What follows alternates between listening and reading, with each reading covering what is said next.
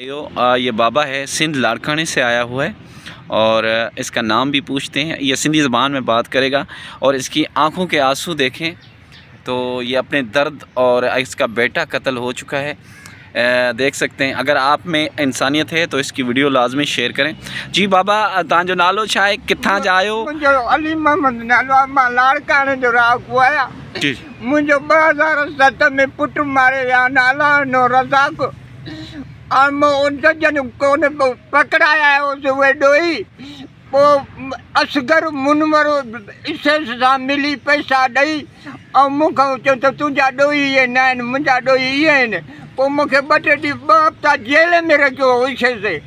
पूरियूं सयूं मूंखां वठी केस विञाए ऐं मुंहिंजो केस लाड़काणे वारो कोन कयो, जजनि खे चयो। पोइ जजनि सेशन कोर्ट वारे जज चयो त बाबा हिन जो केस सुप्रीम कोर्ट में कराचीअ मोकिलियो। जी जी, ॻाल्हायो कराचीअ मोकिलियो। कराचीअ मां ॾेई फाल कढी, 3 फाल कढाइण, 2 फाल सुप्रीम कोर्ट वारे झलिया कराची वारे, हिकिड़ो फाल मूंखे ॾिनो।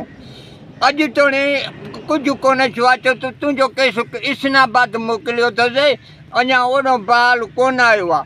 हाणे मां हितां इस्लामाबाद मां थो ॻाल्हायां, सुभाणे न ॿिए ॼाणे चवनि था, ॿिए ॼाणे चवनि था त अची जा ॾिसंदासीं जो फाल जो नंबर कहिड़ो आहे केस जो, कंदासीं। हाणे मां इस्लामाबाद रहियो पियो आहियां प्लेस कलम ते।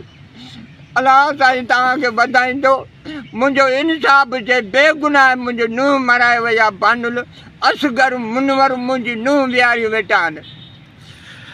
चीफ जस्टिस पाकिस्तान फ़ाइज़ ईसा साहब को अगर डोनेट खाने से टाइम मिले तो इस बाबा की फ़रियाद सुन लें। ये सिंध लाड़काने से आया हुआ है और ये इसने लिखी हुई है तख्ती और इसने कहा है कि मेरे बेटे को कत्ल कर दिया गया है और इसका कहना है कि मैं सुप्रीम कोर्ट आया हूँ उम्मीद लेके कि मेरे बेटे का केस रीओपन किया जाए और उनके ख़िलाफ़ कार्रवाई की जाए। अब देखते हैं। और तमाम सिंध के तो या पाकिस्तान के दोस्तों से मैं इतनी अपील कर सकता हूँ कि इस बाबा की आवाज़ चीफ जस्टिस फ़ाइज़ ईसा डोनेट वाले को सेंड करें, शायद उसको एहसास हो जाए और टाइम उसको मिल जाए कि इस बाबा की फ़रियाद सुन ले। क्योंकि उनको, मुझे पता है कि यहाँ सियासी निज़ाम के सिवा, सियासी बातों के सिवा आजकल अदारों में कुछ नहीं रहा। अगर इंसानियत है, तमाम सिंध वासियों से और पाकिस्तान वासियों से गुजारिश है इस बाबा की आवाज़ उठाएं और ज़्यादा से ज़्यादा आवाम तक पहुँचाएँ। और ख़ास करके मैं बिलावल भुट्टो से कहूँगा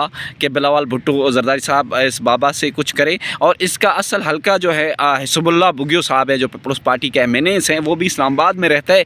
लेकिन अब ये उम्मीद लगा के बैठा हुआ है, इस हाल में बैठा हुआ है। आप देख सकते हैं कि अगर आपसे हो सके मुमकिन तो इसकी मदद करें। अल्लाह ताला आपको और आपकी फैमिली को सलामत रखे। बाबा, आपका नंबर है, फ़ोन नंबर है। चलो मैं आपका स्क्रीन पे नंबर लगा दूंगा, ठीक है? आप रहने नालो छा बुधायो? अली मोहम्मद। अली मोहम्मद, ठीक है। मैं बाबे का स्क्रीन पे नंबर दे रहा हूँ, इससे रब्ता कोई करना चाहे हिस्बुल्लाह बुगियो से मैं गुजारिश करूँगा, पीपल्स पार्टी का MNA है जो इस्लामाबाद में, इस बाबे से रब्ता करे और इससे मदद करें।